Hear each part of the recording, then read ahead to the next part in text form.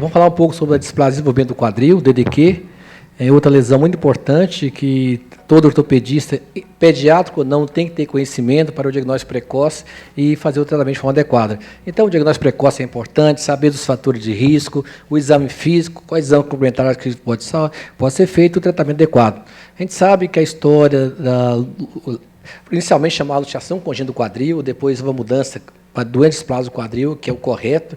Isso está acontecendo também na patela, a luxação de patela. Hoje já tem alguns trabalhos mostrando que, na verdade, é uma doença displásio da patela, e tem alguns fatores importantes. Ortolani, em 1987, com a sua manobra, Pava, em 46, e Graf, em 84, são fatores importantes que mudaram o prognóstico do tratamento da DDQ.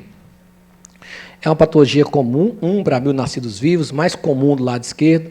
É mais comum em meninas do que em menino, até 6 para 1, porque elas têm mais efeito hormonal, têm mais frouxidão.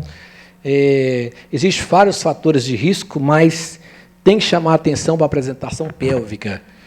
1 para 50 tem chance de ter uma doença displásio quadril. Ao passo que, quando não tem apresentação pélvica, é 1 para 1.000. Então, é 20 vezes mais. Então, crianças de apresentação pélvica têm que ser feito screen. Lá no nosso serviço, todos de apresentação pélvica é feito ultrassom, independente do exame clínico de alteração ou não, porque é um fator de risco muito importante. Tem algumas patologias associadas, o torcicolo congênito, o metatarso varo, o pé torto congênito e o calcânio valgo. Clinicamente, a assimetria de pregas, as primeiras pregas posteriores, é um sinal indireto que pode estar luxado esse quadril. A manobra de Thomas, a gente sabe que a criança ela é fletida. Se você faz a manobra de Thomas, estende totalmente o quadril, é porque a origem e seção do músculo aproximou. Então, esse quadril está luxado, né? A manobra de Ortolani e Barlow, lembrando que a Ortolani é a manobra de redução, a criança tem que estar tranquila. É importante fazer cada quadril separado, faz um lado, depois faz o outro. E a manobra de Barlow é justamente o contrário. Aquele quadril que você reduziu, você vai fazer o inverso, adução, e vai provocar a luxação. A telescopagem também você vê, você consegue sentir se está reduzindo ou não. O sinal de Galeazzi, que é feito, muitas vezes vê o Galeazzi, tem que ser feito sempre com um quadril a 90 graus. A gente observa o encurtamento do fêmur, né? O Trendelenburg, né, que ocorre porque, como o glúteo médio ele insere no grande trocante, se você tem aproximação da origem do músculo, esse músculo fica mais fraco. Aí essa criança começa a andar, esse quadril do lado contralateral vai cair, porque aquele lado que está luxado não vai manter a estabilidade da pelve. O exame radiográfico é fundamental. A gente sabe que, principalmente na DDQ, demora até 5, 6 meses para aparecer a nucleação da cabeça, então tem alguns sinais diretos que são importantes. Se traça a linha de Hülgerheim, a linha de Perks. A gente sabe que a porção cicada medial do colo ela tem que ficar no quadrante ínfero medial. Ela estando fora desse quadrante, esse quadril está luxado ou displado, você vê que aqui está bem fora do quadrante ínfero-lateral, está bem afastado. A linha de Menachento, que é aquela parábola que você traça pelo forão obturatório e a cortical medial na região metafisária, ela forma uma parábola, no caso luxado, essa parábola vai estar perdida. E também o índice tabular, que é o ângulo que é formado pela linha de Hülgerheim e a linha que traça pelo rebordo do acetábulo. Nos casos displásicos, vai estar aumentado com certeza, porque a gente sabe que é importante a cabeça femoral estar presente no quadril para que ocorra aprofundamento desse quadril.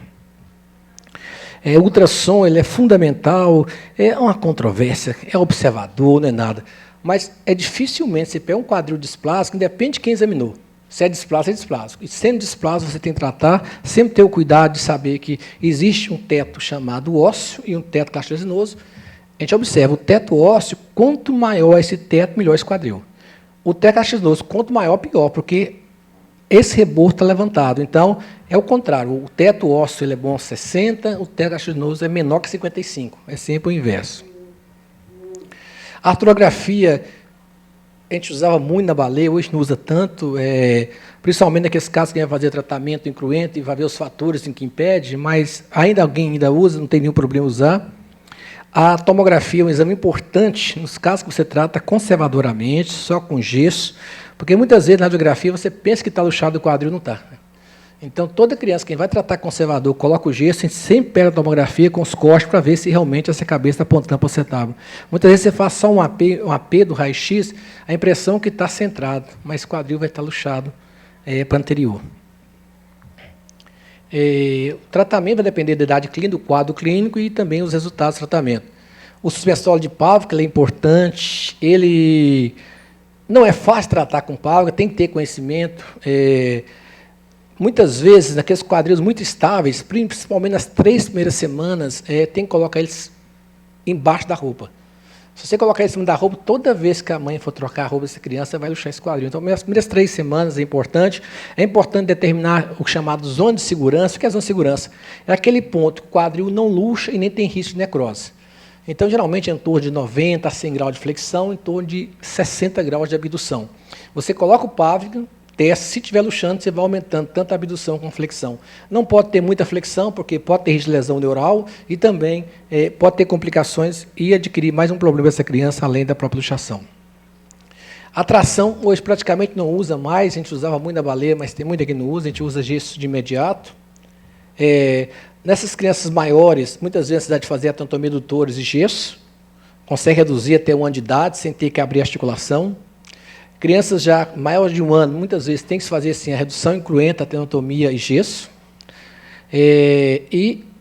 Crianças maiores ainda, alguns casos tem que se fazer redução aberta. Quando é criança até 2 anos de idade, quando a gente faz acesso único, a gente faz sempre acesso medial. Nas crianças mais velhas, a gente prefere outro tipo de acesso. E, em alguns casos, a necessidade de se fazer também a acetabuloplastia, a osteotomia, ou femoral, ou acetabular, ou as duas, né?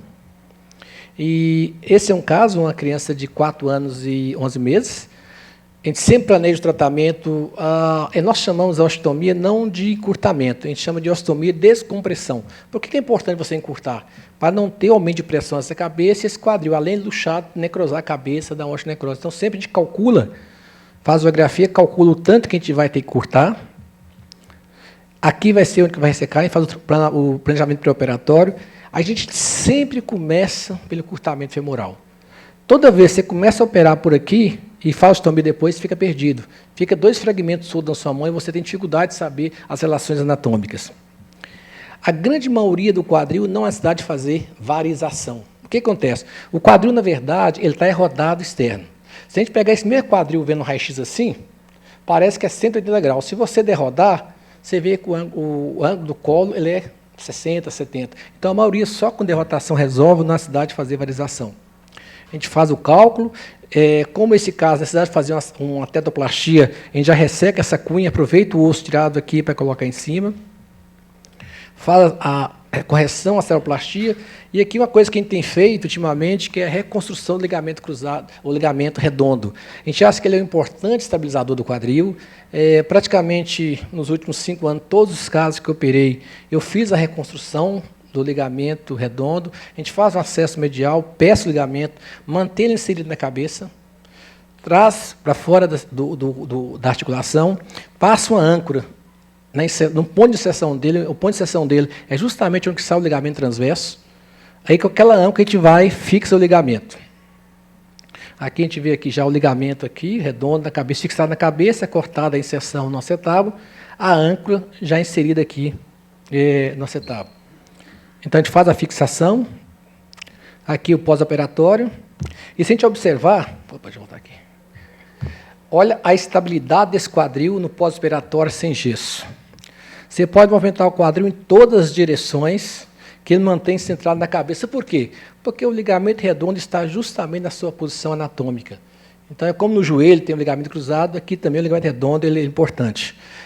A principal complicação de tratamento cirúrgico da DDQ é luxação precoce, né? Com essa técnica, não tivemos nenhum caso mais que ocorreu a reluxação precoce do quadril. Aqui o pós-operatório e aqui a criança. Vamos passar um caso clínico rápido aqui, porque o tempo está um pouco apertado. Doutor Carlos, criança de 3 meses, com esse exame, o pediatra achou um clique no quadril e prescreveu o uso de fralda dupla. Você geralmente prescreve fralda dupla, Carlos? Houve um tempo que a gente não tinha acesso ao Pavlik e, de forma, a gente se iludia com o evento da fralda dupla, né? Mas isso está proscrito, não deve ser prescrito. João Vitor, Você pode escrever para nós essas linhas aí, esses ângulos?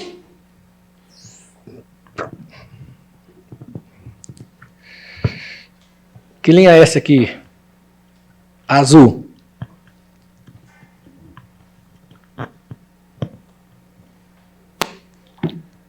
De Azul, Pertz, de Pertz, a vermelha. Guggenheim. Aí você formou 4 quadrantes. A gente observa que esse quadril, né, ele está, todos dois, a porção ossificada medial está fora do quadrante inframedial, ele está lateralizado. Então, com certeza, tem uma doença displástica desse quadril. Né? A gente observar também o índice tabular, na criança a gente deixa até em torno de 30 graus. Aqui, com certeza, está 40 graus, se medir 42 graus bilateral. Matheus, como você trata, Matheus?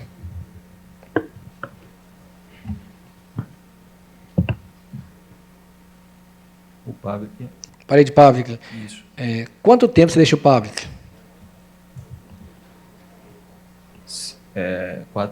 6 semanas. Depende da idade da criança, né? Então, quanto mais velha a criança, você vai deixar mais tempo. Crianças mais novas deixam menos tempo, né? Ô, Carlinho, foi feito o Pavlik, está nessa posição, a gente sempre faz essa analogia aqui do gol, chutando por cento, parece que a posição está boa, né, Carlos? Está gostando da posição, Carlinho? Depois do advento do equipamento de ultrassonografia na ortopedia, tudo isso aí a gente já pode pedir a contribuição da ultrassonografia. A posição na radiografia está bem, está reduzido. Contudo, a ultrassonografia que vai nos... Nesse caso, você está vendo que não está reduzido. Doutor Amâncio, aqui usou o Pavlik até os 6 meses, aqui a radiografia com 8 meses da criança. Está gostando desses quadris dela, direito e esquerdo? O esquerdo está bom, o direito está luxado. Está displásico, né? Vamos dizer assim. Então, foi uma falha do Pavlik, que aí não funcionou. Por alguma razão, durante o tratamento, isso não deu certo. Mas nessa fase, já, com 8 meses, esse quadril tem que ser reduzido. Então, a gente cruento ou incruento? Hã? Cruento ou incruento? É incruenta. A redução e gesso, tá? A tenotomia de adutor é uma coisa que a gente costuma associar. A artrografia, eu gosto de fazer artrografia para estudar melhor a articulação, mas eu faria isso, fazer a redução e gesso. Uma coisa que a gente tem feito, a gente tem um acesso a isso, o Departamento de Radiologia desenvolveu um protocolo próprio para fazer uma ressonância, então uma série, né, muito rápida, né? Então a gente faz o gesso e nessas crianças, né, 8 meses, faz o gesso, reduz, faz o gesso e leva para a ressonância e faz uma série rápida, leva 5 minutos. E aí você vê com mais detalhe a qualidade da tua redução, que às vezes a tomografia não te ajuda tanto, né, nessa idade. E o que é importante que você falou é realmente não deixar passar um quadril desse jeito, né? Por isso que é fundamental o acompanhamento. Tratou com o pai, acompanha. Você vê, depois foi feito justamente anatomia, redução incruenta, gesso. A gente observa aqui, aos 5 anos de idade, uns quadris praticamente normais. A história natural podia ser muito diferente se não tivesse, naqueles 8 meses, observar que o quadril direito não estava evoluindo bem. Então, em ortopedia, acompanhamento é fundamental, e criança mais ainda. Doutor Carlos. O que eu achei na sua aula muito boa, o que a gente tem que considerar e sempre falar, que o indivíduo que foi o autor da ideia de fazer a osteotomia do fêmur em encurtamento é da Santa Casa, doutor Prado, sim. E ele falava que era osteotomia descompressiva, não era de encurtamento. Então, e é verdade, eu concordo plenamente com o que ele disse. Mas você se recorda que no passado, às vezes, a gente fazia redução, antes dele escrever, fazia redução, e por muitas vezes dava osteonecrose da cabeça do ferro. Era um problema E a mais, gente né? Fazia tenotomia de tubo, fazia alongamento, mas sempre o resultado era ruim. Tomâncio? O encurtamento associado com a redução, tem uma discussão sobre isso aí, eu nunca consegui achar esse artigo original, mas o Dr. Márcio Brahim me falou isso um dia, que isso era do Klizek, né, que foi o Klizek que propôs isso, né, e o Dr. Prado teria adotado essa coisa, mas eu não consigo, só levanto aqui a questão. Tem um artigo de 1800 e pouco, Oberdrame, que eu tenho esse artigo, ele já preconizava indiretamente que quadril luxado é necessário fazer alguma coisa para descomprimir, e indicava realmente encurtamento, mas não estabilizava, só fazia o fêmur. Bem antigo o artigo também. Eu acho que é importante saber que há necessidade sim, porque você pode agregar uma lesão associada naquele quadril que já não é bom, né? É um quadril displásico, não é um quadril normal. Ele pode ficar bem próximo do normal, mas nunca vai ser um quadril normal. Muitas vezes, mesmo com tratamento conservador, há um pouquinho de necrose da cabeça, há um colo um pouco mais curto, o offset fica um pouco mais curto, então é uma patologia que realmente necessita de acompanhamento. Mesmo os casos que evoluem muito bem, necessitam de muito cuidado e pode dar algum problema no futuro. E tem que seguir. Tem que seguir. Isso é fundamental. Vamos ter agora 30 segundos institucional para a gente ir para a última aula.